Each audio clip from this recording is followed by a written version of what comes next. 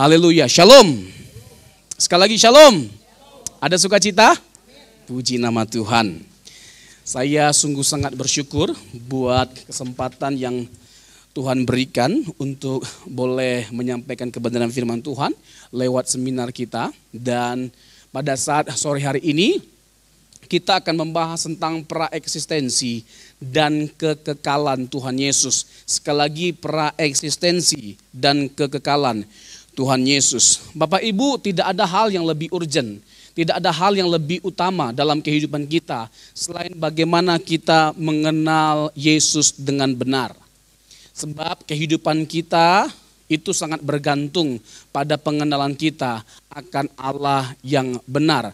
Bahkan itu bukan hanya sekedar berdampak pada kehidupan kita saat ini, tetapi juga yang akan datang. Mengapa kita perlu memastikan atau harus memastikan bahwa kita telah memandang Yesus dengan benar? Karena ada begitu banyak sekali penyesatan, apalagi hari-hari ini. Banyak sekali ajaran-ajaran yang menyimpang dari kebenaran Alkitab. Bahkan Alkitab sendiri mencatat bahwa akan ada banyak penyesatan. Seperti Matius 18 ayat yang ke-7, Yesus sendiri berkata demikian. Bahwa penyesatan itu memang harus ada, tapi celakalah mereka yang mengadakannya. Selanjutnya dalam Matius 24 ayat yang keempat kalau tidak salah, di sana Yesus mengingatkan supaya kita berwaspada terhadap ajaran sesat. Bahkan para rasul juga telah mengingatkan supaya waspada terhadap ajaran sesat. Misalnya Paulus dalam Galatia 1 ayat 6 sampai yang ke-10. Di sana ditegaskan terkait dengan bahaya dari ajaran yang sesat. Karena ajaran yang salah itu bukan hanya sekedar membuat kita tersesat, tapi bisa membuat kita binasa. Ya, sekali lagi ajaran yang salah bukan hanya sekedar membuat kita tersesat, tapi binasa. Jadi tidak boleh main-main, ini sesuatu yang sangat-sangat berbahaya dan kita harus menaruh perhatian yang sungguh-sungguh atau serius terhadap kebenaran ini. Karena ini esensi dari kekristenan, terletak pada apa inti dari kekristenan? Terletak pada pribadi dan karya Tuhan kita, Yesus Kristus.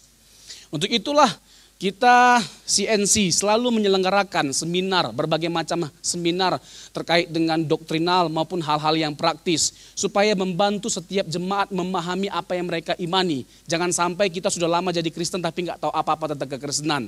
Mengerikan. Atau berpuas diri hanya sekedar sudah rajin ke gereja, kasih persembahan, kasih perpuluhan. Kekristenan tidak hanya sekedar seperti itu. Kekristenan berbicara tentang how to be like Christ. Bagaimana kita terus bertumbuh menjadi serupa dengan Tuhan Yesus. 1 Yohanes 2 ayat yang ke-6 berkata demikian.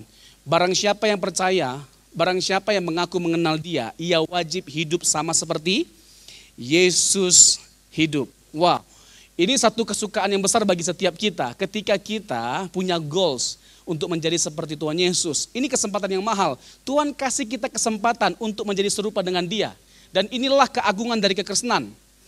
Inilah keagungan dari kekristenan. Inilah yang membuat kekristenan itu lebih bernilai, lebih agung, lebih mulia dari semua keyakinan yang ada.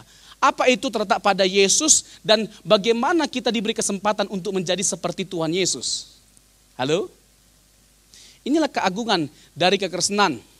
Ya, bukan bagaimana kita semakin kaya, semakin diberkati atau mengalami banyak mujizat yang notabene agama-agama lain juga punya kesaksian yang sama. Saya diberkati oleh Tuhan dengan melimpah-limpah. Agama lain juga punya kesaksian yang sama. Tetapi bagaimana kita sebagai orang percaya berjuang. Ya, berjuang tentunya dengan anugerah Tuhan untuk mengenakan kehidupan yang dikenakan oleh Tuhan Yesus 2000 tahun yang lalu. Seperti apa kehidupan yang dijalani oleh Tuhan Yesus? Seperti itulah kehidupan kita. Nah, inilah kekristenan.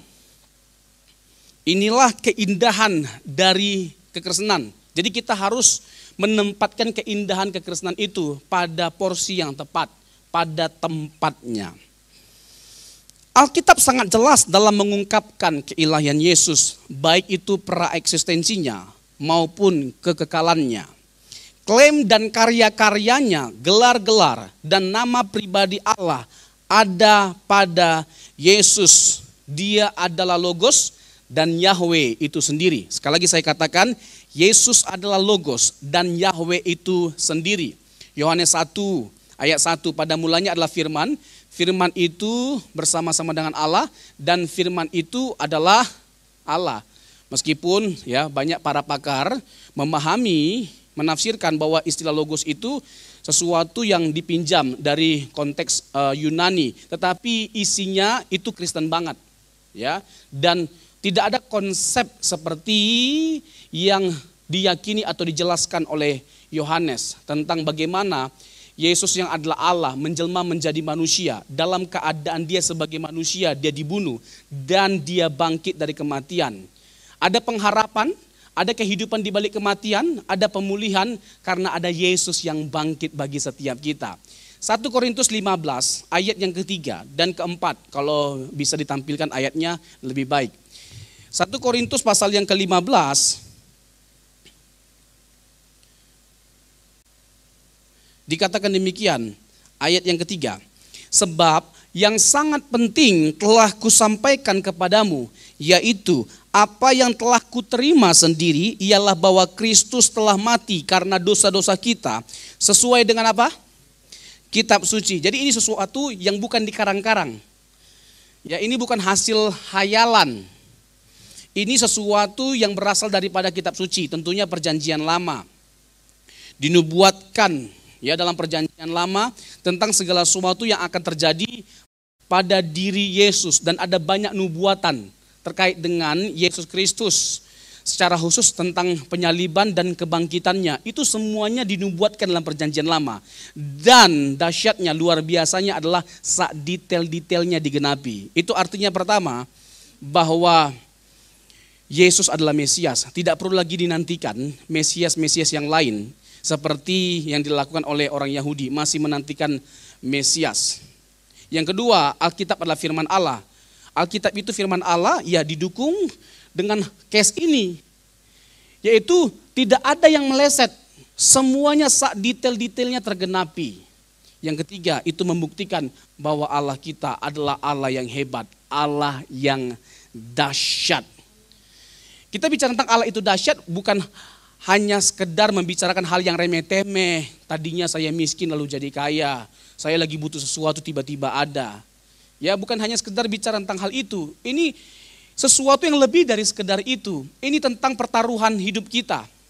Ini sesuatu yang sangat luar biasa yang tidak dimiliki oleh agama manapun di bumi ini. Di mana Allah mempertaruhkan nyawanya bagi setiap kita demi setiap kita. Kenapa? Karena Dia memandang setiap kita berharga. Kita sangat dikasihi oleh Tuhan. Dan tidak ada yang lebih indah kedengarannya selain kita menyadari bahwa kita dikasihi oleh Tuhan dan berharga di mata Tuhan. Yang setuju katakan amin. Ya, ini lebih dari sekedar kita diberkati, punya uang banyak, proyek sukses, punya istri cantik, suami ganteng.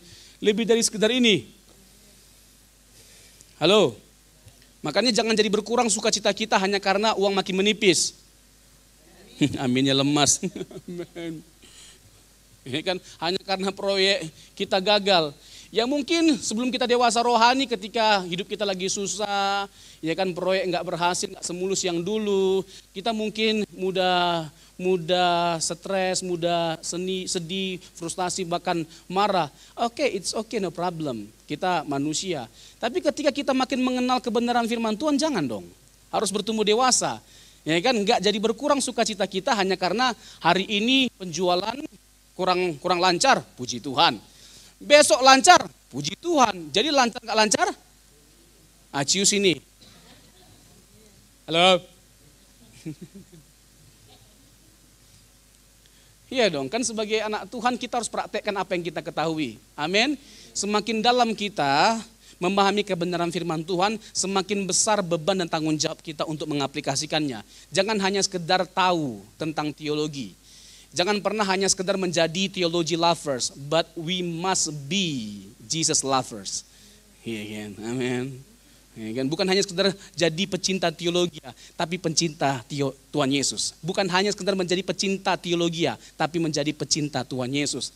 Yang mana kita benar-benar serius mempraktekkan hidupnya Tuhan Yesus dalam kehidupan kita. Yang setuju katakan amin. Ya kan? Makin mantap memang jemaat CNC ini. Makin dahsyat, makin luar biasa. Harus makin matang kerohaniannya. Bukan hanya pengetahuannya. Karena begini Bapak Ibu, karena hal yang paling menyedihkan dalam hidup ini, hal yang paling menyedihkan adalah bukan orang ateis atau orang fasik yang hidup sebebas-bebasnya, tetapi orang yang mengaku percaya kepada Tuhan, banyak tahu tentang firman Tuhan, tapi terus menerus hidup dalam dosa. Ini yang mengerikan, ini yang menyedihkan. Halo? Dan Tuhan itu nggak terlalu tertarik dengan kenyamanan kita. Tuhan tertarik dengan kesucian hidup kita. Halo? Kok tiba-tiba begini? Tuhan tidak terlalu tertarik dengan kenyamanan hidup kita. Tuhan tertarik dengan kesucian hidup kita. Untuk itu kita harus mau dibentuk oleh Tuhan. Supaya apa? Terrealisasi apa yang menjadi kehendak Tuhan dalam kehidupan kita. Yaitu kita hidup kudus dan tak bercacat di hadapan Tuhan. Roma pasal 12 ayat 1 dan 2. Itu yang Tuhan kehendaki, bagaimana kita mempersembahkan hidup yang kudus, tak bercacat, tak bercela di hadapan Tuhan. Aduh, indah sekali hidup kita, merdeka sekali ketika kita benar-benar hidup seturut dengan kehendak Tuhan. Harus di situ kita letak kebahagiaan kita, bukan pada yang lain. Dan memang serius, itulah kebahagiaan kita. Dan jangan urusi Tuhan bagaimana Tuhan memberkati kita atau membuat kita bahagia. Terlalu bisa Tuhan membuat kita bahagia. Dan setiap hari, tiada hari tanpa di mana Tuhan bekerja untuk membahagiakan setiap kita. Jelas kok Roma 8 ayat 28, kita tahu sekarang. Allah turut bekerja untuk mendatangkan kebaikan dalam segala hal bagi mereka yang mengasihi Dia. Kalau Allah udah pasti mengasihi kita. Kasihnya itu ya bukan hanya ada setiap hari tapi sempurna. Dan salib seperti yang sering saya ungkapkan adalah bukti sempurna dari kasih Tuhan bagi setiap kita. Bukti sempurna. Jadi gak kurang kasih Tuhan hanya karena ya apa yang kita minta itu gak dipenuhi oleh Tuhan. Gak kurang kasih Tuhan hanya karena sakit kita gak disembuhkan. Percayalah kehendak dan rencana Tuhan selalu yang terbaik. Amin? Iya, hanya saja kita perlu menggenapi atau mencontoh Tuhan kita Yesus Kristus ketika di Taman Getsemani. Kiranya cawan ini berlalu, tapi bukan kehendakku, melainkan kehendakmu. Boleh punya keinginan? Boleh sekali, gak jadi masalah. Naikkan kepada Tuhan. Mau pengen istri yang cantik, bijaksana, baik, dan perhatian. Itu yang saya inginkan dan saya utarakan. It's okay, no problem. Halo? Ini kan suami yang ganteng, perhatian, sayang sama istri, gak lihat kanan, lihat kiri. Ini kan? Ya kalau Tuhan berkenan, Tuhan pasti kasih. Amin. Yang setuju katakan amin. Yang belum nikah secara khusus. Ya kan, tapi bagaimana kita berjuang untuk menempatkan kehendak Tuhan melebihi dari keinginan kita. Kehendak Tuhan di atas segala-galanya. Itu yang disebut dengan doa Taman Getsemani, bukan doa Yabes. Doa Taman Getsemani berbicara tentang bagaimana kita memaksakan diri kita untuk memenuhi apa menjadi kehendak Tuhan. Dan percayalah kehendak Tuhan itu selalu yang terbaik. Selalu yang terbaik. Ya, tidak mudah. Tapi kita mau tetap tunduk dan setia. Taat dan setia itu yang mahal Bapak Ibu. Bagaimana kita menjadi hamba Tuhan, menjadi anak-anak Tuhan yang terus taat, setia dan tulus di hadapan Tuhan. Itu yang gak gampang. Seperti Bapak Gembala kita ini, seharusnya udah bisa menjadi gembala atas 5.000 orang jemaat. Amin. Tapi gak peduli mau jemaat sebanyak apapun atau sedikit apapun tetap setia melayani Tuhan. Udah jarang ya kita menemukan ada pendeta yang seperti ini. Panjang dikit nangis.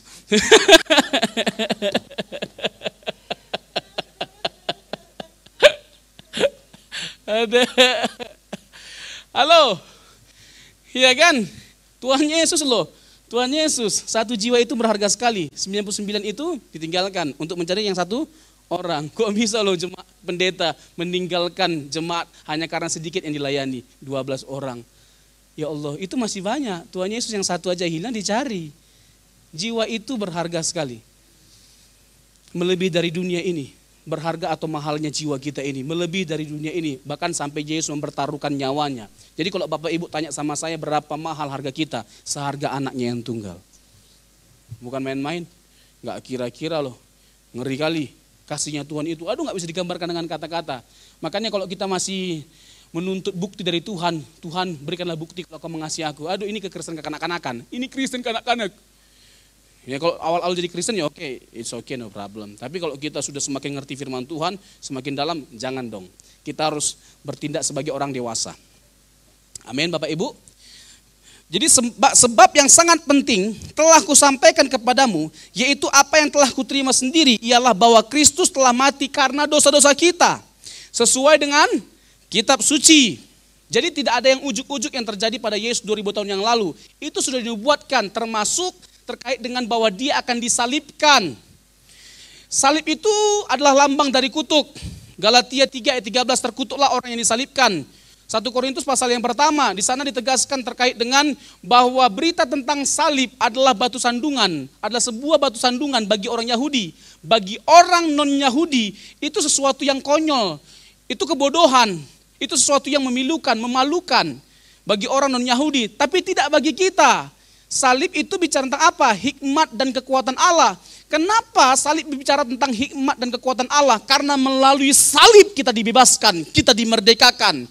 Memang dulu salib itu adalah lambang dari kutuk. Tapi ketika Yesus tersalib, salib berbicara tentang kemenangan. Lambang dari kemenangan.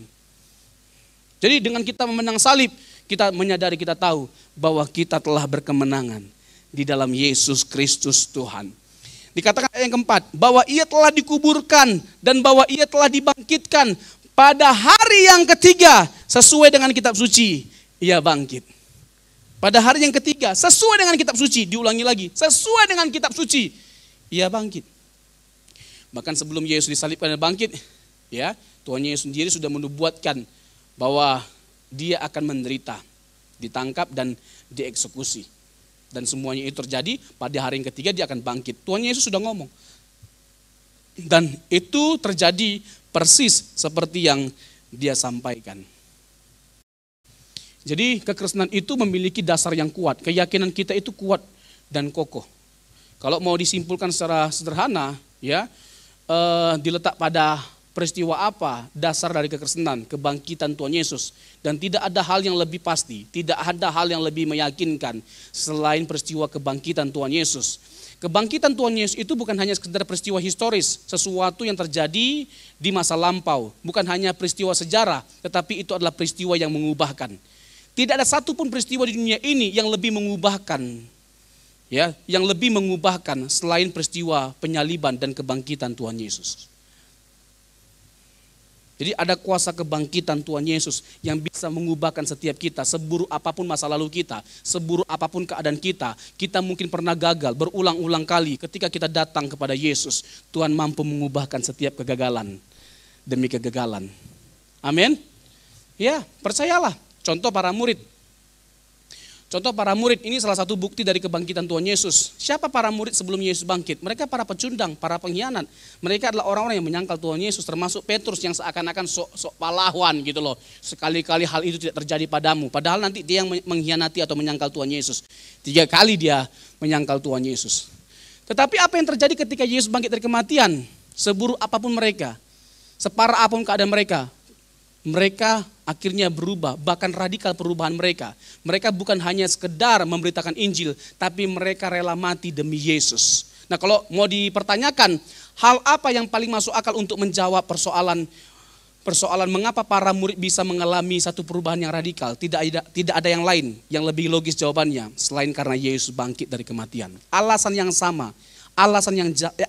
sama juga bisa terjadi pada setiap kita. Kita bisa mengalami perubahan demi perubahan. Kita bisa dipulihkan oleh Tuhan seburuk apapun keadaan kita. Karena apa? Karena Yesus telah bangkit memberikan kemenangan bagi setiap kita. Yang setuju katakan amin. Jadi Bapak Ibu Saudara yang terkasih, Yesus itu adalah Allah. Yesus adalah kekal. Bahkan Yesus setara dengan Bapa. Dan saya bisa membeberkan berbagai macam bukti-buktinya. Ketika umat Kristen mengakui bahwa Yesus adalah Allah, mereka sebenarnya hanya berusaha setia kepada pengajaran yang eksplisit dalam Alkitab. Sesungguhnya perjanjian baru memanggil Yesus Allah, bukan sekali tapi berkali-kali.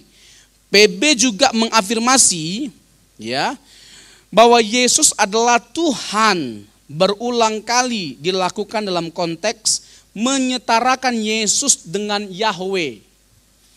Allah dalam PL. Sebagai tambahan, PB menerapkan beberapa nama atau sebutan ilahi lainnya kepada Yesus. Seperti mempelai laki-laki, juru selamat, yang awal dan yang terakhir. Semua nama tersebut diberikan kepada Yesus dalam situasi kondisi di mana nama Yesus ditinggikan melampaui segala nama yang ada. Filipi 2 ayat 1 sampai yang ke-11. Jika kita ingin setia kepada pengajaran Alkitab, kita harus mengakui Kristus, Yesus Kristus sebagai Allah yang maha besar dan juru selamat kita. Yesus ada sebelum ia dilahirkan, sebelum segala sesuatunya ada, dan bahkan ia setara dengan Bapa dalam segala hal.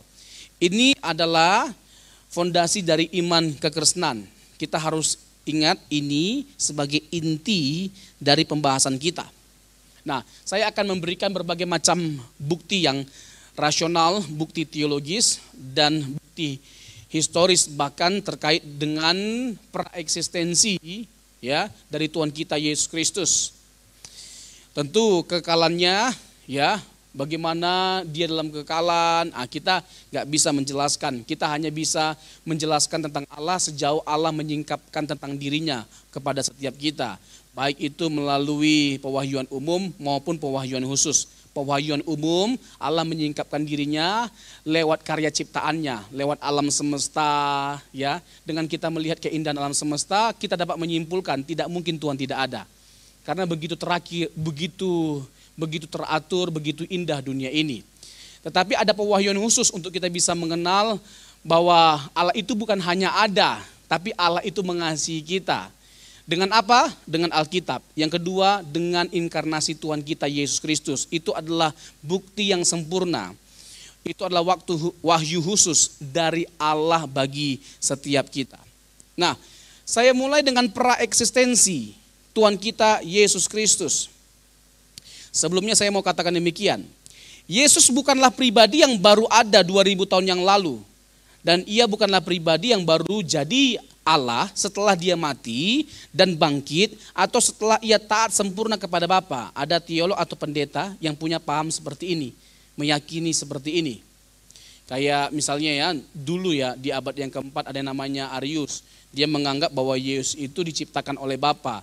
Yesus itu adalah logos yang diciptakan oleh Bapa. Tapi ada yang gak kalah parah, yang mengatakan bahwa logos itu bukan Yesus. Nah itu gak kalah parah, nah hati-hati sekali.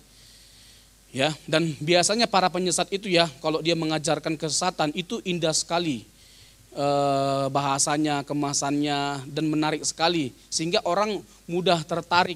Karena apa? Bahasa-bahasanya yang begitu indah dan meyakinkan. Padahal yang mereka ajarkan tidak alkitabiah sama sekali.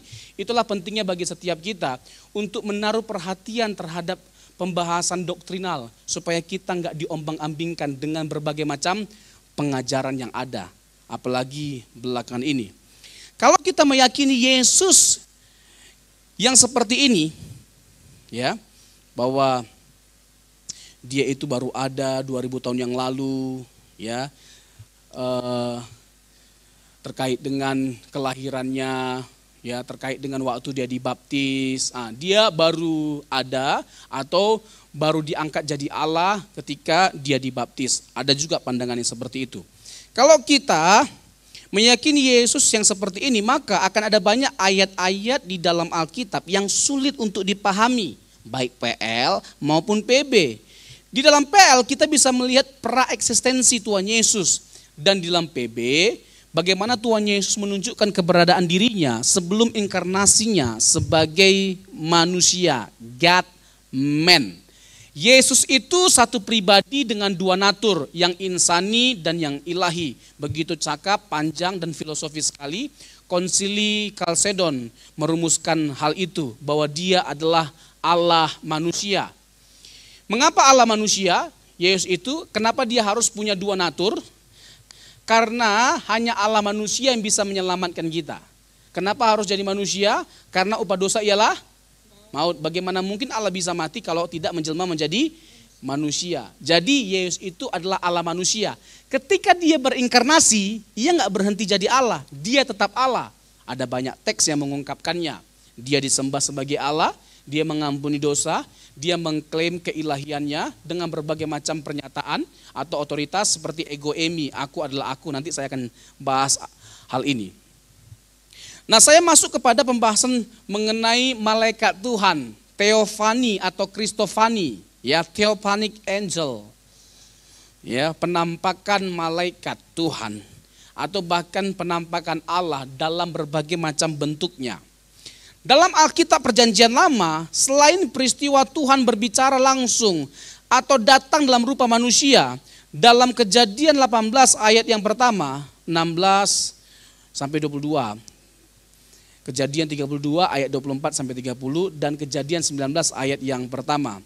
Terdengar juga bagian ketika Allah dalam rupa dan suara malaikat Tuhan, Tuhan huruf besar semua.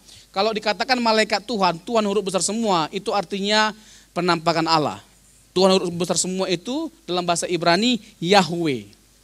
Hadir berfirman secara langsung dalam kisah Hagar misalnya, ya. Kejadian pasal yang ke-16 ayat 7 sampai 11. Kisah Ishak yang dikorbankan. Kejadian 22 ayat 11 dan 15. Kisah Bileam, ya, kisah Bileam terkait dengan keledai yang bisa berbicara. Lalu bilangan 22, lalu kisah malaikat Tuhan di Bokim, Hakim-Hakim 2 ayat 1, kisah Gideon, dan Hakim-Hakim pasal yang ke-6.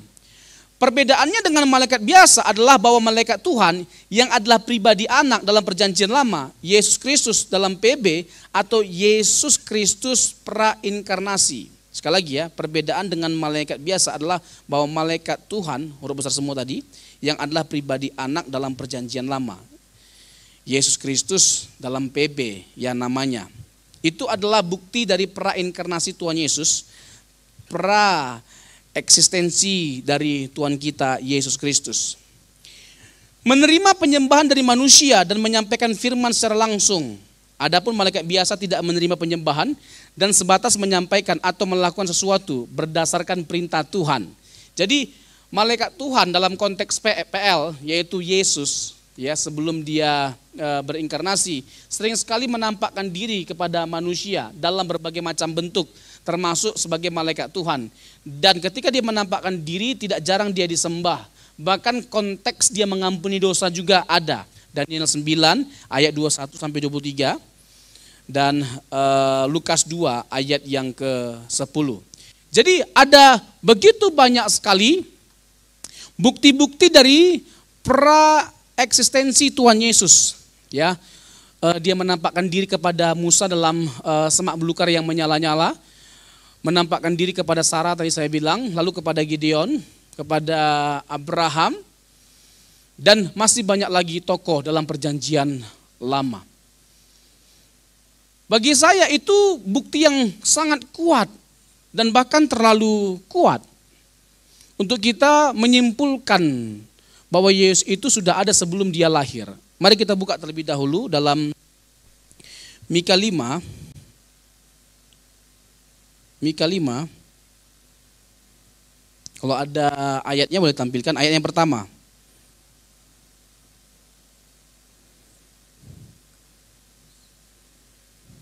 Mika 5 ayat yang pertama. Sekarang engkau harus mendirikan tembok bagimu, ayat yang kedua.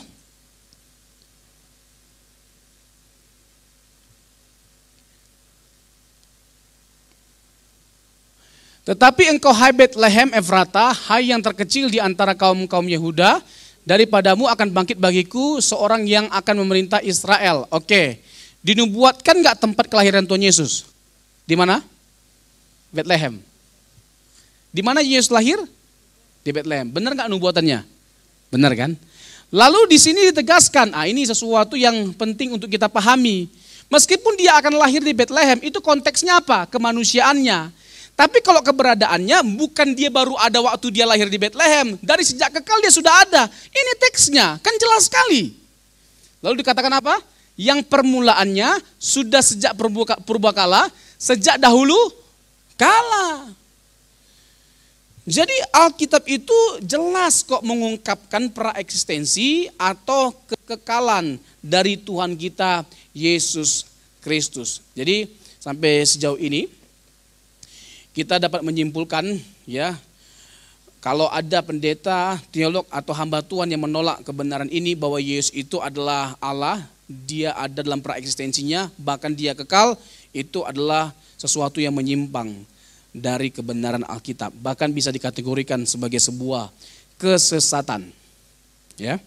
Oke, saya masuk ke dalam pembahasan mengenai kekekalan Tuhan Yesus. Kekekalan Tuhan Yesus. Apakah ada teks-teks yang mengungkapkan bahwa Yesus itu adalah pribadi yang kekal? Tentu banyak sekali ayat-ayatnya.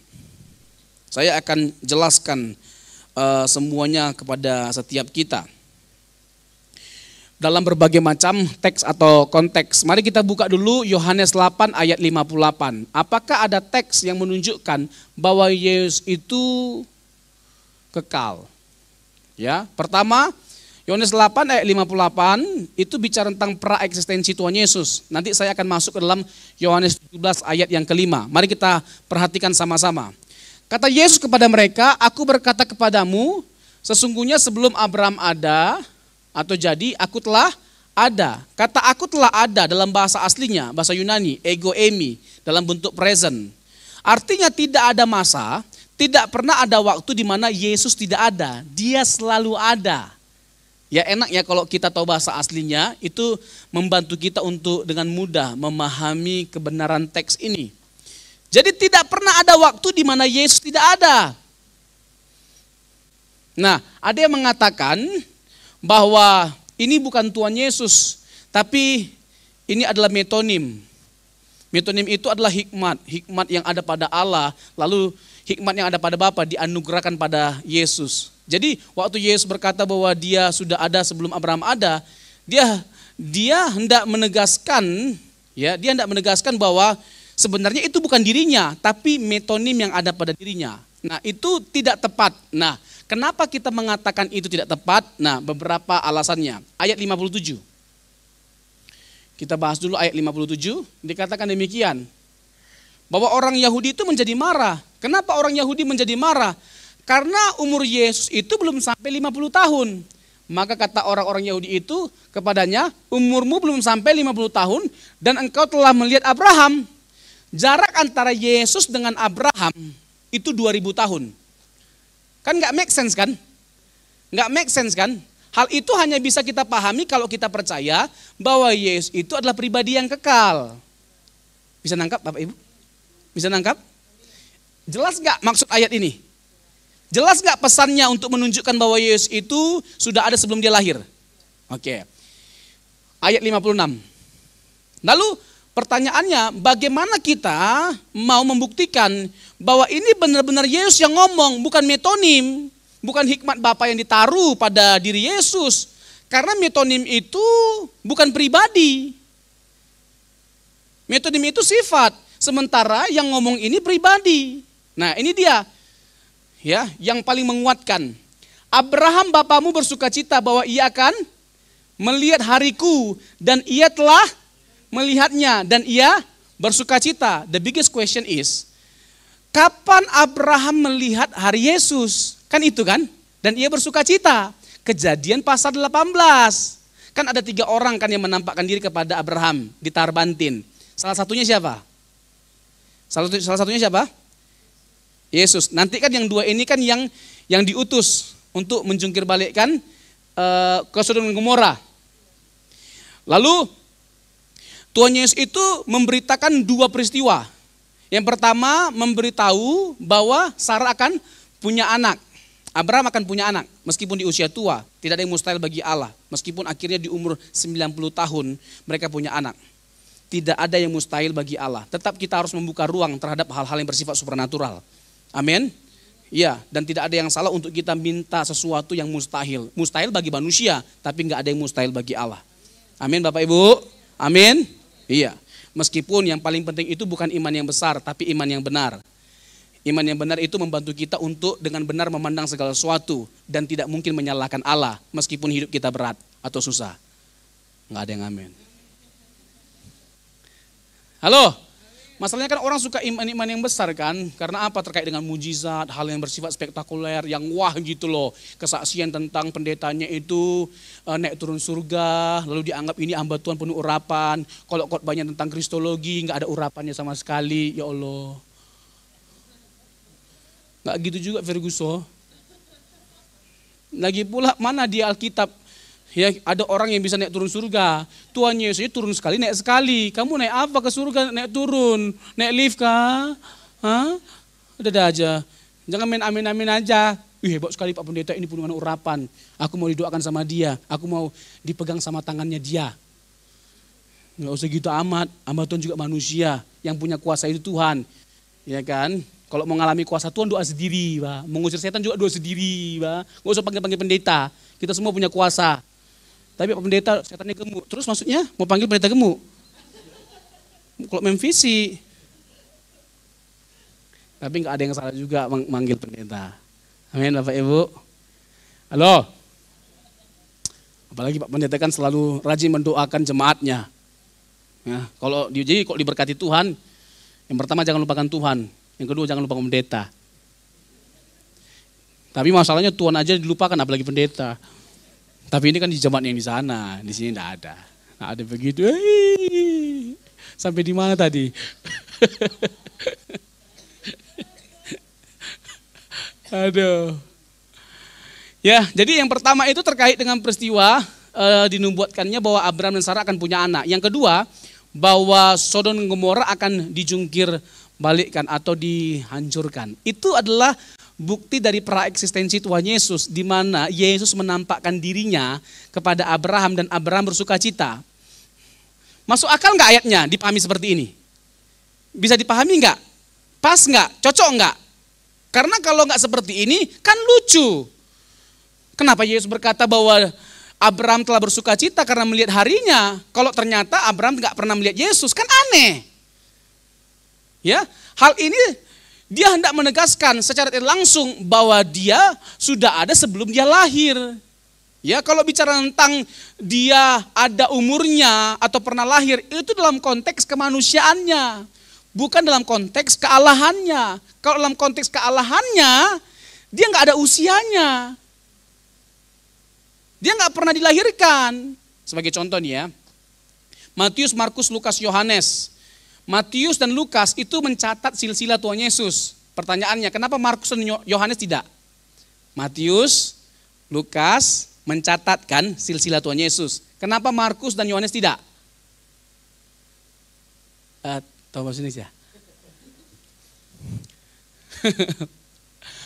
Matius menggambarkan, ini jawabannya. Matius menggambarkan Yesus sebagai raja orang Yahudi. Nah, orang Yahudi itu baru bisa menerima kalau dia benar-benar raja, kalau keturunannya adalah raja. Makanya ditekankan bahwa dia adalah keturunan Raja Daud. Lalu Markus kenapa enggak? Karena Markus menggambarkan Yesus sebagai hamba. Yang namanya hamba itu enggak perlu kita tahu backgroundnya atau latar belakangnya, enggak dipandang soalnya. Lalu Lukas menggambarkan Yesus sebagai siapa? Juru selamat. Menggambarkan Yesus sebagai siapa? Manusia. Kalau dia benar-benar manusia, silsilahnya harus jelas. Makanya ditekankan dari keturunan Adam. Nah, Yohanes kenapa nggak ada silsilah Tuhan Yesus? Karena Yohanes itu menekankan Yesus sebagai Allah. Yang namanya Allah itu nggak ada silsilahnya, Ferguson. Nggak ada apa silsilahnya apa. Bisa tangkap? Nah, ya. Jadi ini seminar luar biasa loh Bapak Ibu. Ini benar-benar mencerahkan setiap kita.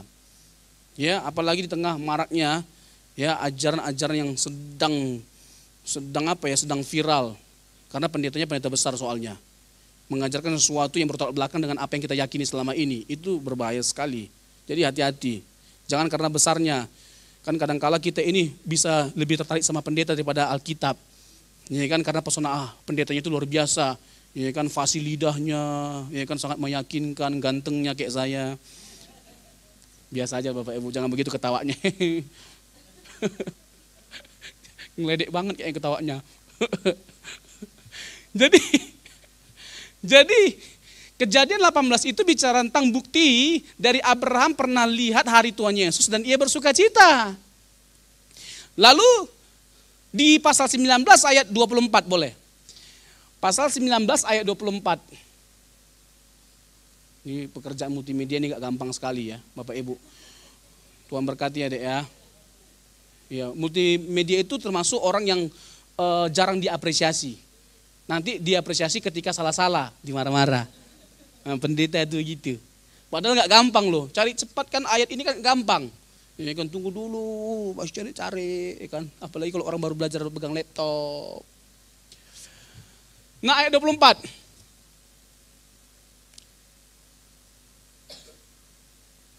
Kok salah ayatnya? Saya yang salah lebih tepatnya. Kejadian 19 ayat 24. Kemudian Tuhan menurunkan hujan belerang dan api atas Sodom dan Gomora, berasal dari Tuhan dari langit. Ada berapa kata Tuhan? Ada berapa pribadi? 1 atau 2? Ada berapa kata Tuhan? 2. Ada berapa pribadi? Kemudian Tuhan menurunkan hujan belerang dan api atas Sodom dan Gomora. Tuhan di bumi menurunkan hujan, belerang dan api atas Sodom dan Gomora dari Tuhan yang dari langit, Yahweh. Ada berapa Tuhan? Ada berapa Yahweh? Ada berapa Yahweh? Tuhan itu huruf besar semua adalah Yahweh. Ada 2 Yahweh. Berapa pribadi? 2 pribadi. Yesus juga Yahweh enggak? Nah yang di bumi ini, yang tadi kan Kejadian pasal 18 kan lagi ngomong-ngomong sama Abraham. Lalu mau dihancurkan ini, Sodom dan Gomora. Nah, yang sedang ngomong sama Abraham siapa? Yahweh, Yesus. Berarti Yesus adalah Yahweh. Bisa nangkap? Bisa nangkap? Bisa nangkap nggak kira-kira Bapak Ibu? Atau perlu saya jelaskan lagi? Kan Abraham itu bersuka cita karena melihat hari Yesus. Masih lanjut ini. Teksnya melanjutkannya pada pasal 19. Nah ternyata Yesus yang lagi ngomong itu bukan hanya sekedar dia ada sebelum dia lahir, tapi ternyata dia Yahweh sendiri. Yahweh yang di bumi. Yahweh yang di bumi menurunkan hujan dari langit. Ya, Sodom dan Gomora dari langit, dari siapa? Yahweh juga. Siapa itu? Bapa. Jadi ada Bapa, ada Yesus. Dua-duanya sama-sama ya Yahweh. Bisa nangkap? Kalau nggak nangkap lagi, aduh, sesak napas saya. Jadi clear nggak Bapak Ibu? Kalau Yesus itu adalah kekal. Clear ya. Jadi itu Yohanes 8 ayat 56 sampai 58. Nah sekarang saya lanjutkan Yohanes 17 ayat yang kelima. Yohanes 17 ayat yang kelima dikatakan, Father glorify me with the glory I had before the world created. Bapa permuliakanlah aku padamu sendiri dengan kemuliaan yang kumiliki di hadiratmu sebelum dunia ada. Jadi Yesus bukan hanya sekedar mengklaim bahwa dia sudah ada sebelum Abraham ada. Bahkan lebih lagi dia mengklaim bahwa dia sudah ada sebelum dunia ada. Bahkan dia menyatakan kesetaraannya dengan Bapa dengan dia mengatakan bahwa dia punya kemuliaan yang sama seperti yang dimiliki oleh Bapa dalam hadiratnya. Jadi surga itu diakui Yesus sebagai hadiratnya. Hadirat Bapa tapi juga hadirat Tuhan Yesus. Dia mengakui kekekalannya lewat ayat ini. Oh bagi saya ini sudah terlalu cukup bagi kita untuk menyimpulkan bahwa kita nggak bisa menyangkali praeksistensi dan kekekalan Tuhan Yesus. Tapi kalau kurang nggak jadi masalah, kita lanjutkan. Banyak puluhan bukti bisa saya tunjukkan terkait dengan praeksistensi dan kekekalan Tuhan Yesus. Sekarang Galatia 4 ayat 4 sampai 6. Galatia 4 ayat 4 sampai 6.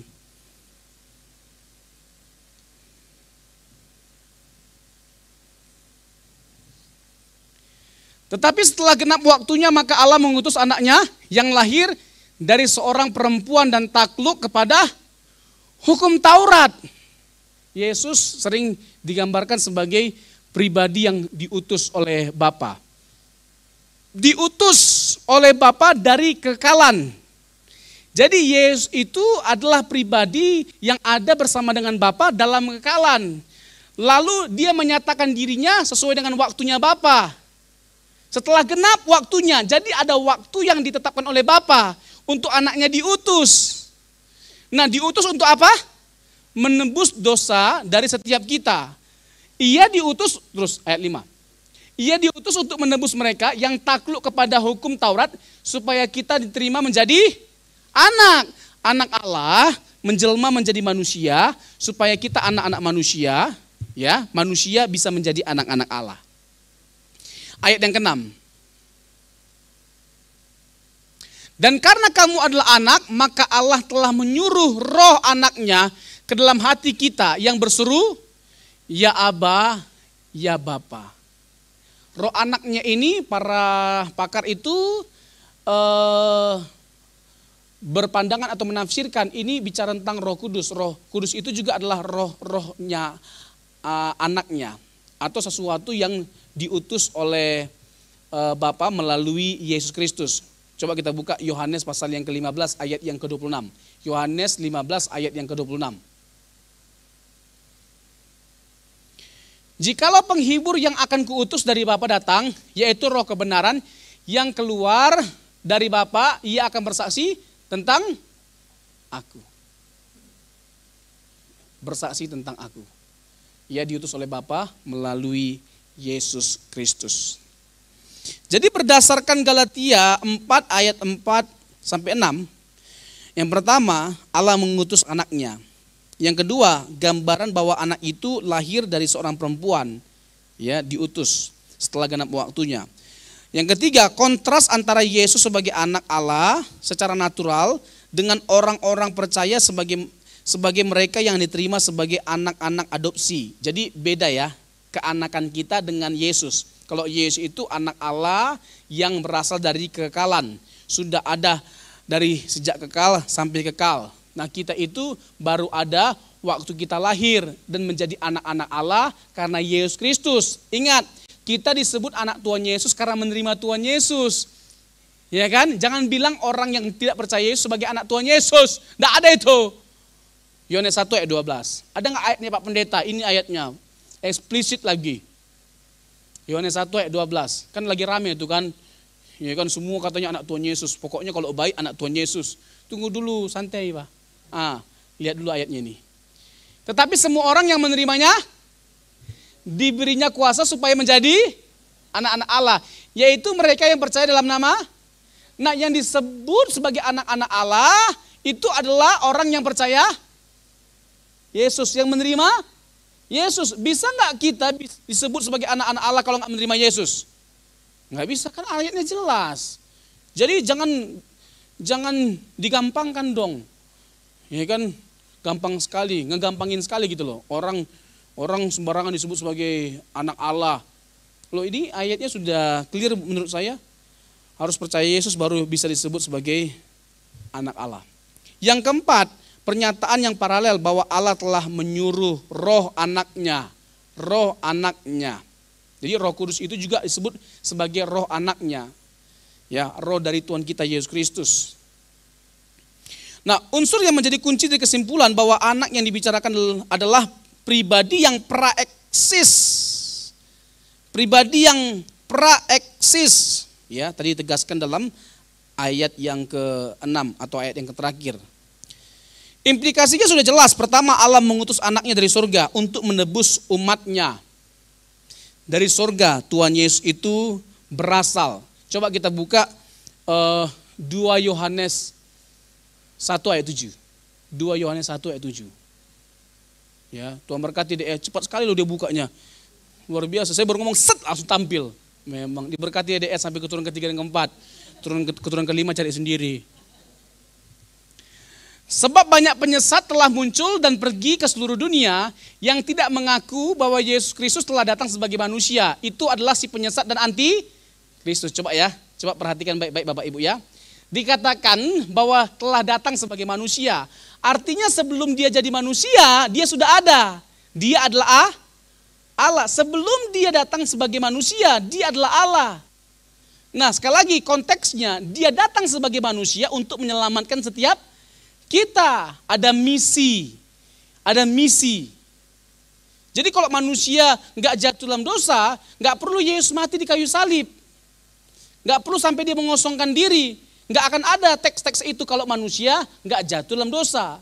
Jadi Yesus berinkarnasi dan mengosongkan diri karena manusia telah jatuh ke dalam dosa. Nah, itu adalah si penyesat dan antikristus. Tahu nggak teologi dari surat Yohanes? Ya, 1, 2, 3 Yohanes. Penekanan utamanya adalah penyerangan terhadap para bidat yang mengajarkan, yang menekankan bahwa Yesus itu bukan Allah. Yesus itu bukanlah pribadi yang berasal dari sorga, yang turun ke dunia. Jadi ada beberapa bidat yang waktu itu yang tidak mengakui bahwa Yesus itu adalah Mesias, Yesus itu adalah anak Allah, ya Yesus benar-benar manusia. Misalnya ya, Gnostisisme. Gnostisisme itu meyakini bahwa roh itu baik, materi itu jahat. Karena roh itu baik, materi itu jahat, seperti daging ini kan materi. Gak mungkin dong Tuhan jadi sesuatu yang jahat. Makanya ditolak Yesus berinkarnasi, Allah yang berinkarnasi jadi manusia. Padahal jelas enggak Alkitab mengatakan bahwa Yesus itu benar-benar manusia? Jelas enggak? Jelas kan? Dia mati, dia benar-benar mati enggak? Mati, bangkit, dipegang enggak tangannya sama Thomas? Jelas, banyak saksi dari kebangkitan Tuhan Yesus. Jadi Yesus benar-benar manusia. Dia mati, dia bangkit, bahkan untuk membuktikan bahwa dia bangkit, dia makan ikan goreng. Makan ikan goreng, ikan bakar lebih tepatnya sebenarnya. Ya, terlepas dari Bapak Ibu lebih suka ikan goreng atau ikan goreng, ikan bakar atau ikan goreng terserah. Tapi intinya adalah poinnya adalah bahwa Yesus membuktikan bahwa dia benar-benar manusia. Yang benar aja lah hantu makan ikan goreng kan enggak ada. Ada hantu makan ikan goreng. Itu kan gimana lah, itu kepercayaan yang sudah beredar lah ketika orang mati. Katanya ada keyakinan seperti ini, 7 hari pertama masih di dapur. Nanti kalau dapur tiba-tiba bunyi, pelotang, atau panci, itu keluarga kita tuh lagi makan di belakang. Ya kalau emang dia di belakang kenapa gak pergi ke belakang? Atut. Ada aja apa? Enggak lah. Orang udah mati itu Bapak Ibu, udahlah kita boleh sedih gak jadi masalah. Tapi jangan jadi konyol. Keyakinan kita itu harus dibangun di atas kebenaran firman Tuhan. Di atas kitab suci. Ketika orang sudah mati ada 2 penafsiran. Satu ke sorga atau ke Firdaus. Gak ada lagi hubungannya sama orang yang hidup, udah selesai Pak. Kalaupun tiba-tiba kita lihat kayak itu adalah keluarga kita yang sudah meninggal. Itu bukan dia, itu setan. Halo? Nah, kok bisa Pak Pendeta? Loh, setan itu bisa menyamar jadi malaikat terang. Loh, malaikat terang aja dia bisa rupai, bisa dia contoh, apalagi kita. Bisa banget. Jadi itu bukan keluarga kita, itu setan, itu roh jahat. Ya meskipun kita rindu banget ya utarakan aja kerinduan kita sama Tuhan. Jangan minta yang aneh-aneh, datangkanlah Tuhan, hadirkan sebentar saja. Dia sudah bahagia Ferguson. Yang menderita kita. Kalaupun disuruh memilih, dia tetap gak mau pindah ke dunia, datang lagi ke dunia. Dia tetap mau sama Tuhan Yesus di surga. Halo? Betul gak?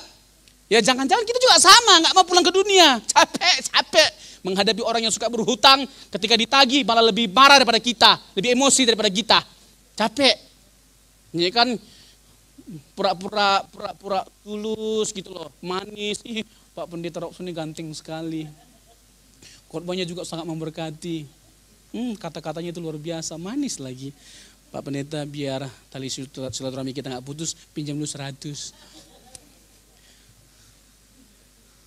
Saya sudah berapa kali menghadapi case seperti ini, orang bahkan jemaat pinjam duit. Sampai detik ini pun gak dikembalikan, katanya seminggu, lewat sebulan, lewat setahun, sampai 2 tahun tidak dibayar-bayar. Makanya kalau ada orang yang seperti itu yang bilang Pak Pendeta ganteng, enggak jelek. Khotbahnya bagus sekali, enggak jelek juga. Nah, karena saya udah trauma.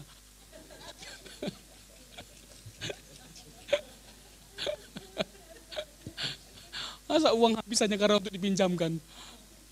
Yang benar aja. Ya kan? Rugi dong. Coba perhatikan Bapak Ibu ayat ini lagi. Ya, kalau orang yang tidak percaya bahwa Yesus itu adalah Allah, benar-benar menjelma menjadi manusia, disebut sebagai apa? Penyesat dan anti Kristus. Kalau nggak percaya bahwa Yesus itu adalah Logos, menjelma menjadi manusia, itu adalah penyesat dan anti. Yang ngomong bukan saya, Alkitab. Halo, dan saya sudah jelaskan juga di latar belakang konteksnya. Yang dihadapi siapa?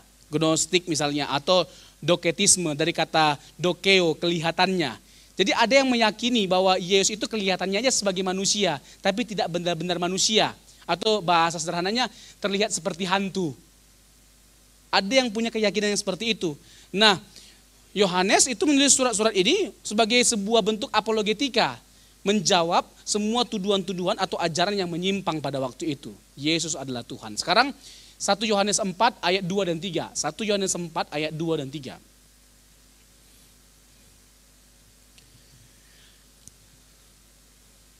Demikianlah kita, cepat sekali memang ayat ditampilin ya.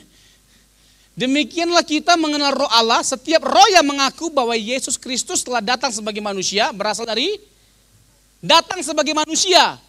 Jadi dia juga sebagai manusia tapi juga sebagai Allah. Kapan dia sebagai manusia? Waktu dia berinkarnasi. Tapi sebelum dia jadi manusia, dia adalah Allah. Dan ketika jadi manusia dia tetap Allah. Sebelum ke sini ya, sebelum ayat ketiga ya. Coba Ibrani 13 ayat yang ke-8. Ayat yang ke-8. Yesus Kristus tetap sama baik kemarin maupun hari ini dan sampai selama-lamanya. Ini pertama-tama terkait dengan karakteristiknya. Bahwa karakteristik keilahiannya gak pernah berubah. Yang kedua, status keilahiannya. Meskipun dia jadi manusia, Allah gak pernah berhenti jadi Allah. Dia tetap Allah. Dia tetaplah pribadi yang mengasihi setiap kita. Apapun yang terjadi, dia tetap adalah Allah yang mengasihi setiap kita. Bisa mengerti Bapak Ibu? Tetap sama, dulu sekarang sampai selama-lamanya Allah tidak pernah berubah. Yang suka berubah itu siapa? Coba lihat kiri kanannya. Hari ini baik, besok jahat sekali. Ya kan? Baik tiba-tiba karena ada maunya.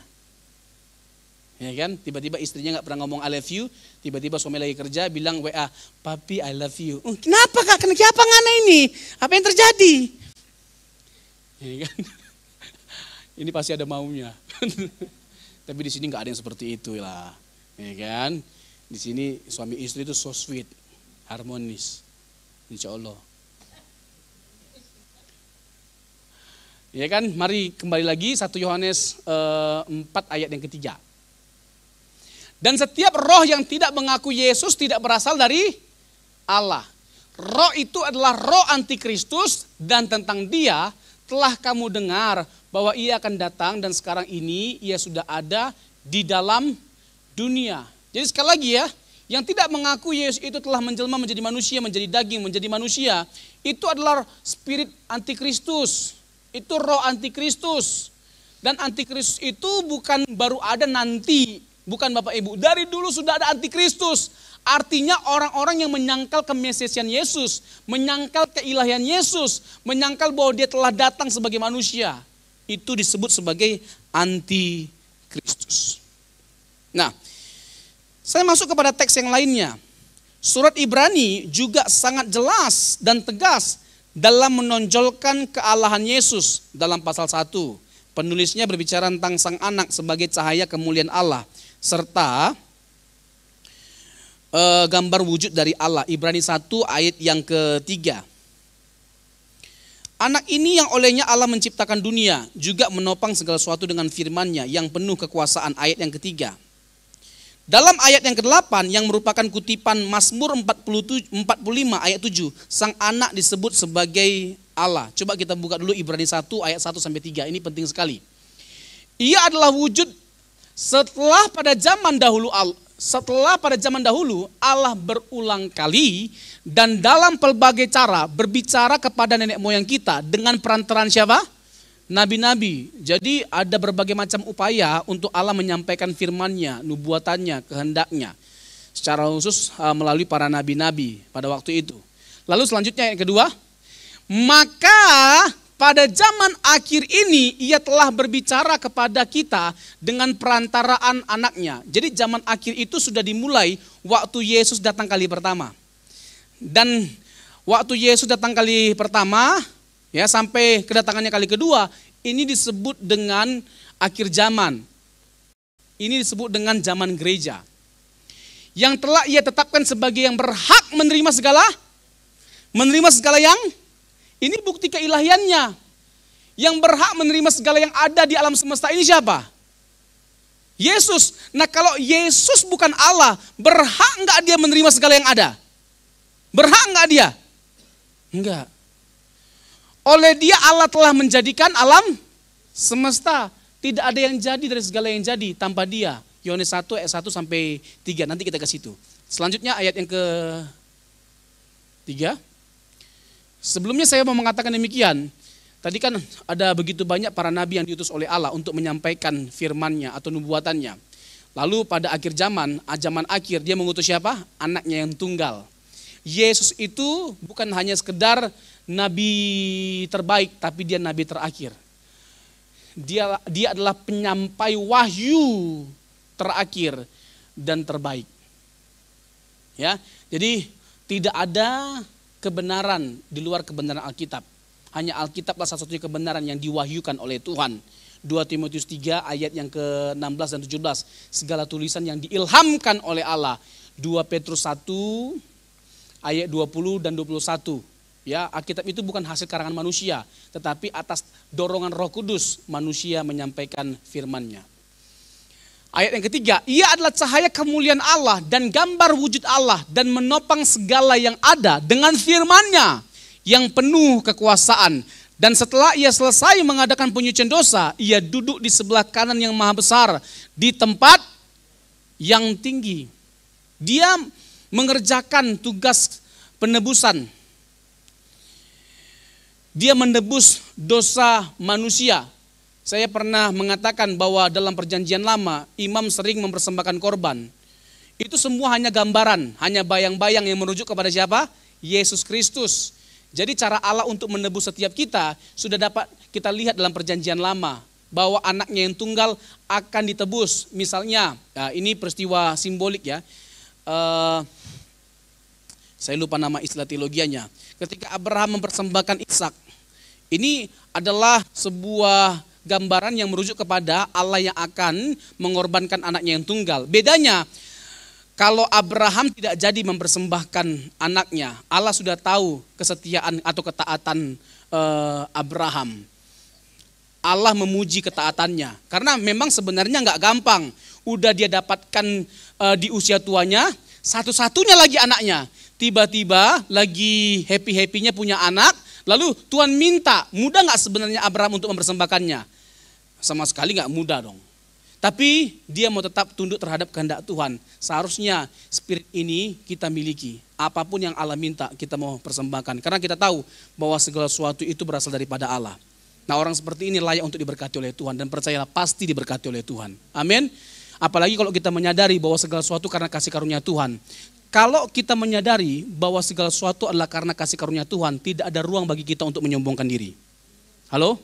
Semuanya tanpa terkecuali itu karena kasih karunia Tuhan. Bahkan nafas kita masih bisa bernafas. Sehat hari ini nih, masih bisa itu karena Tuhan. Amin. Itu kasih karunia Tuhan. Nah, kalau begini kan gak ada ruang bagi kita untuk menyombongkan diri. Apa yang kita sombongkan? Ya kan? Iya, semuanya itu berasal daripada Tuhan. Jadi Tuhan kita Yesus Kristus itu adalah pribadi yang kekal yang memang diutus untuk menyelamatkan setiap kita. Yohanes 1 ayat 29. Lihatlah anak domba Allah yang menghapus dosa dunia. Dan Ibrani itu menggambarkan Yesus sebagai korban yang menghapus dosa dunia. Dia adalah imam. Coba Ibrani pasal yang keempat ayat yang ke-15. Ibrani pasal yang keempat ayat yang ke-15. Sebab imam besar yang kita punya bukanlah imam besar yang tidak dapat turut merasakan kelemahan-kelemahan kita. Sebaliknya sama dengan kita, ia telah dicobai, hanya tidak berbuat dosa. Hanya tidak berbuat dosa. Dan satu-satunya pribadi yang tidak pernah berbuat dosa atau tidak pernah salah hanyalah siapa? Yesus. Dan ada begitu banyak sekali ayat yang menunjukkan bahwa Yesus tidak pernah bersalah. Misalnya Yohanes 8 ayat 46, Yesus menantang orang-orang Yahudi. Siapakah di antara kamu yang bisa membuktikan bahwa aku berbuat salah, bahwa aku berdosa? Tidak ada. Lalu 1 Petrus 2 ayat 20 dan 21. Di sana ditekankan bahwa Yesus itu tidak berbuat dosa, tidak pernah ada kesalahan yang dia lakukan. Jadi Yesus tidak pernah berbuat salah dan memang korban itu harus sempurna. Hanya korban yang sempurna yang bisa menyucikan setiap kita. Dan itu hanyalah Yesus. Hanya Yesus. Jadi dari Ibrani 1 ayat 1-3 kita dapat menyimpulkan kekekalan dari Tuhan kita Yesus Kristus, bahwa Dia adalah pencipta, bahwa Dia adalah kekal, dan Dia adalah juru selamat. Satu-satunya juru selamat. Yesus satu-satunya juru selamat. Yesus itu bukan salah satu juru selamat.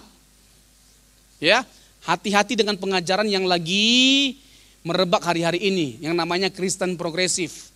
Mereka menyangkali bahwa Yesus satu-satunya juru selamat. Ini berbahaya sekali.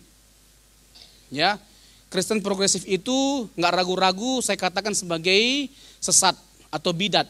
Kenapa? Mereka menyangkali esensi dari iman Kristen. Itu sesuatu yang sangat substansial. Yesus satu-satunya juru selamat, tidak ada yang lain. Ada ayatnya banyak kali, bukan hanya banyak kali. Ya, Kisah Rasul, misalnya Kisah Rasul pasal yang keempat ayat yang ke-12. Dan keselamatan tidak ada di dalam siapapun juga, selain di dalam siapa? Yesus. Bahkan Yesus sendiri berkata demikian, akulah jalan kebenaran dan hidup, tidak seorang pun yang sampai kepada Allah Bapa kalau tidak melalui aku loh, bukan kami, aku. Artinya hanya Yesus satu-satunya jalan. Kalau begitu Allah gak maha kuasa dong. Justru Allah menetapkan kemahakuasaannya dengan hanya menetapkan satu jalan, yaitu Yesus. Pertanyaan yang tepat sebenarnya begini, mengapa hanya Yesus satu-satunya jalan? Karena hanya Yesus yang bisa menyelamatkan setiap kita. Hanya Yesus. Kenapa Yesus? Karena Dia Allah. Hanya Dia yang sanggup menolong kita, menyelamatkan setiap kita. Hanya Dia yang bisa mengubahkan kehidupan kita atau memulihkan kehidupan kita yang telah hancur karena dosa. Hanya Dia yang bisa menghancurkan kuasa dosa dan konsekuensi dosa, yaitu maut. Sehingga ketika Dia bangkit, Dia berkata, hai maut, di manakah sengatmu? Maut tidak bisa menguasai Yesus. Karena apa? Karena Dia Allah. Karena Dia Allah. Saya lanjutkan dulu ya, dengan cepat ya, supaya nanti ada ruang tanya jawab. Lalu salah satu teks yang sering dirujuk dalam hal kekekalan Tuhan Yesus adalah Yohanes 1 ayat 1. Yohanes 1 ayat 1 meneguhkan kekekalan dari Tuhan Yesus. Ya, pada mulanya adalah firman. Firman itu bersama-sama dengan Allah, dan firman itu adalah Allah. Coba kita perhatikan ayat ini baik-baik. Pada mulanya adalah firman. Firman itu siapa? Dalam bahasa Yunani, logos. Tadi saya katakan bahwa istilah ini memang dipinjam dari konteks Yunani, tapi isinya itu sama sekali Kristen. Ya, sama sekali Kristen dan berbeda dari keyakinan Yunani pada waktu itu. Firman itu bersama-sama dengan Allah, dan firman itu adalah Allah. Pada mulanya adalah firman itu maksudnya begini, sebelum segala sesuatunya ada, hanya firman yang ada. Firman itu sudah ada, sebelum segala sesuatunya ada, firman sudah ada. Ini sama dengan Kejadian 1 ayat 1. Pada mulanya, sama enggak? Pada mulanya Allah. Jadi artinya begini, sebelum segala sesuatunya ada, sudah ada Allah. Allah lah yang mengadakan segala sesuatu. Allah yang ada itu yang mengadakan segala sesuatu. Sebelum Allah ada enggak yang lain? Sebelum Allah ada enggak yang lain? Salah kalimatnya.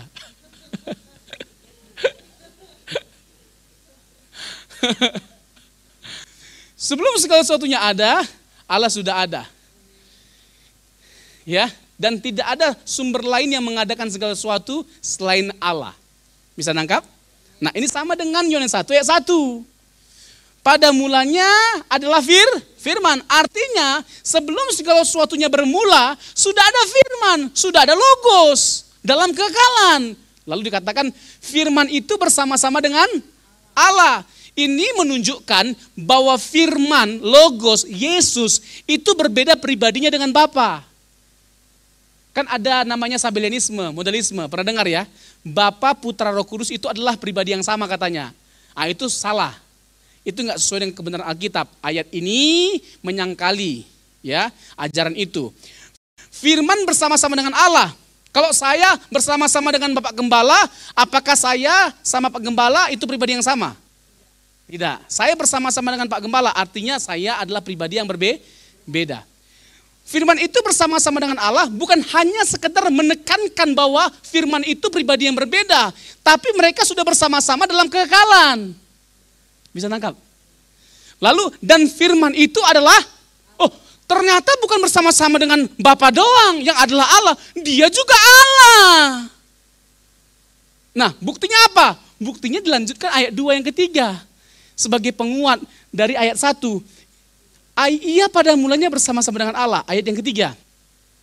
Segala sesuatu dijadikan oleh Dia. Dan tanpa dia tidak ada satupun yang telah jadi dari segala yang telah dijadikan. Ayat ini menguatkan kebenaran bahwa Yesus itu setara dengan Bapa. Sebelum segala sesuatunya ada, dia sudah ada. Dan tidak pernah Yesus tidak bekerja, ya. Tidak pernah Yesus itu berhenti bekerja. Coba Yohanes 5 ayat 17 dan 18. Tidak ada waktu di mana Yesus tidak bekerja. Dia selalu bekerja. Sama seperti Bapa yang selalu menyatakan karya, Yesus juga terlibat dalam setiap karya Bapa. Misalnya begini, Bapakku bekerja sampai sekarang, maka aku pun bekerja juga. Artinya tidak pernah Yesus tidak bekerja. Dalam kekalan, Yesus juga bersama dengan Bapa untuk turut melakukan segala sesuatu. Karya penciptaan, karya pemeliharaan, karya penebusan. Bapa yang merencanakan, Yesus yang mengerjakan.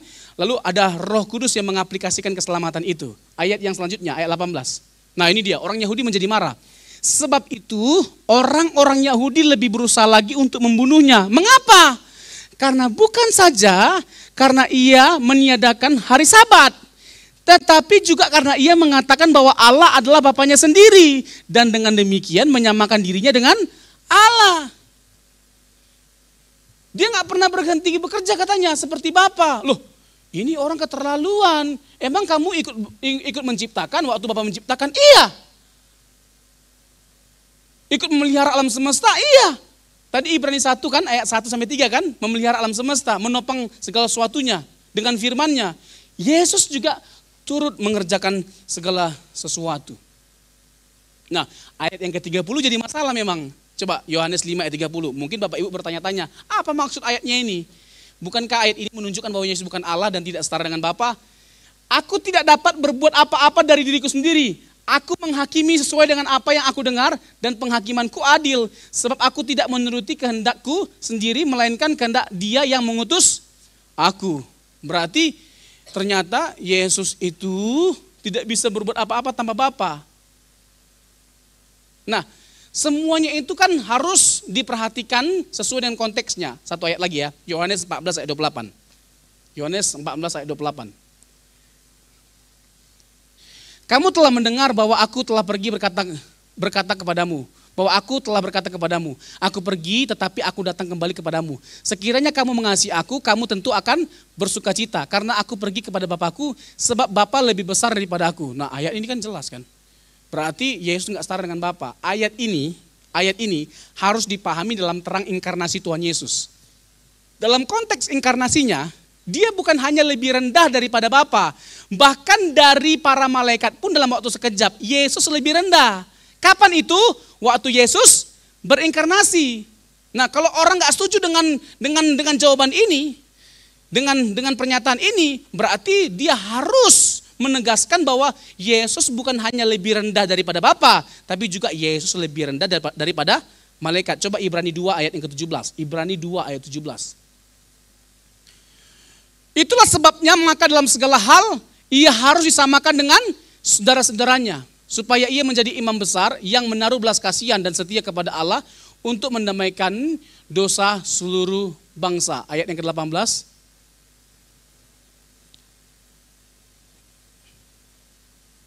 Sebab, tunggu. Ada kesalahan teknis. Ibrani 2 ayat 7 coba. Ibrani 2.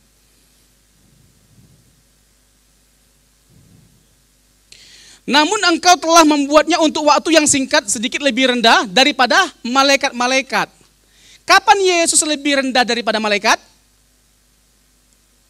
Waktu dia berinkarnasi. Jadi ketika Yesus berkata Bapa lebih besar daripada aku, konteksnya waktu dia sedang berinkarnasi. Bisa nangkap Bapak Ibu? Nah, ini saya bahas beberapa ayat ya. Beberapa ayat sebelum nanti kita masuk sesi tanya jawab. Coba Kolose 1 ayat 15 dan 16. Ayat ini dipakai oleh saksi Yehova untuk menunjukkan bahwa Yesus itu diciptakan. Ia adalah gambar Allah yang tidak kelihatan, yang sulung lebih utama dari segala yang diciptakan. Jadi bagi saksi Yehova, sebelum Allah menciptakan segala sesuatu, Yesus terlebih dahulu diciptakan. Nah, kata apa yang sulung? Ada nggak kata yang sulung di sini? Nah, apakah benar tafsiran itu? Apakah benar pemahaman itu? Nah, coba kita buka ayat 18. Ialah kepala tubuh, yaitu jemaat. Ialah yang sulung, yang pertama bangkit dari antara orang mati. Sehingga ia yang lebih utama dalam segala sesuatu. Ada nggak kata yang sulung? Dalam bahasa aslinya itu prototokos. Nah, prototokos itu bicara tentang keunggulan. Bukan dalam pengertian bilangan atau matematika. Karena kalau mau dipaksakan itu dalam pengertian bilangan, akan bermasalah. Ya, bermasalah. Kata prototokos itu diulangi dengan ayat 18. Ayat yang 18 inilah yang menegaskan kalau kata prototokos dipahami dalam pengertian matematika, itu akan bermasalah.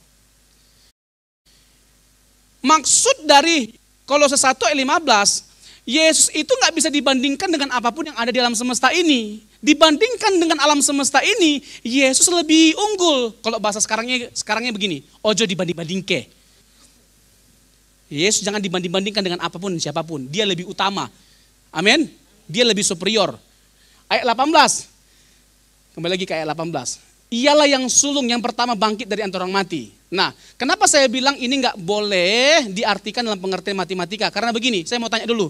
Sebelum Yesus bangkit dari kematian, ada nggak yang pernah bangkit? Ada nggak? Siapa? Lazarus. Siapa lagi? Anak muda? Nain. Dan yang lainnya kan? Artinya Yesus ternyata bukan yang pertama. Jadi kalau dipahami dalam pengertian matematika, salah nggak ayat ini? Salah nggak? Salah dong. Tapi kalau dalam pengertian keunggulan, keunikan, keistimewaan, ayat ini bisa ditangkap, bisa diterima, masuk akal. Nah, di mana letak keunggulan dari kebangkitan Tuhan Yesus? Di sini. Waktu Yesus bangkit dari kematian, dia nggak mati lagi. Semua tokoh dalam perjanjian lama, perjanjian baru yang pernah bangkit dari kematian, ketika mereka bangkit, mereka mati lagi. Hanya ada satu pribadi yang ketika dia bangkit dari kematian, dia nggak mati lagi. Siapa namanya? Yesus Kristus. Jadi saksi Yehova dan yang lainnya itu salah memahaminya. Sebenarnya masih banyak lagi ayat-ayatnya. Ya seperti 1 Korintus pasal yang ke-10, ya ayat yang keempat ini juga disalahpahami. Pernyataan bahwa Yesus itu adalah batu karang. Batu karang itu adalah Kristus, bukan yang lainnya, bukan tipe Kristus. Ya. Itu adalah Kristus sendiri. Jadi itu hanya sebuah istilah yang digunakan yang merujuk kepada Yesus, bukan kepada yang lain. Karena apa? Karena konteksnya bicara tentang jangan kita mencobai Tuhan. Tuhan, kurios. Jangan mencobai Kristus. Lalu tiba-tiba batu karang disangkali sebagai Kristus. Itu kan aneh. Jadi batu karang itu adalah Kristus itu sendiri. Jadi konteksnya lebih mendukung terkait dengan bahwa batu karang itu adalah Kristus, bukan yang lainnya. Tapi ada nggak teolog yang menyangkalinya? Ada. Bahkan lagi marak juga ya belakangan ini yang menyangkali bahwa Yesus itu bukan bahwa batu karang itu bukan Kristus. Itu sih kacau sekali. Ya, oke. Sekian kebenaran firman Tuhan. Tuhan Yesus memberkati setiap kita. Kalau ada pertanyaan, dipersilakan untuk ditanyakan. Kalau bisa jangan ada pertanyaan, biar cepat kita pulang. Ada Bapak Ibu? Ada? Semuanya terang benderang? Semuanya jelas? Bisa ditangkap? Bisa? Agak menentangkan badan dulu, agak sakit ini. Dari Jakarta langsung ke sini, tadi pelayanan di Jakarta bersama dengan Pak Gembala sama Ibu Gembala, ya kan? Bu Gembala WL, makanya saya semangat sekali tadi. Habis dari situ langsung ke sini. Ya puji Tuhan lah, Tuhan memberkati pelayanan kita senantiasa. Kalau nggak ada lagi pertanyaan lebih tepatnya, itu lebih baik. Mungkin di lain kesempatan atau nanti ada diskusi pas kita lagi istirahat. Tuhan Yesus memberkati setiap kita.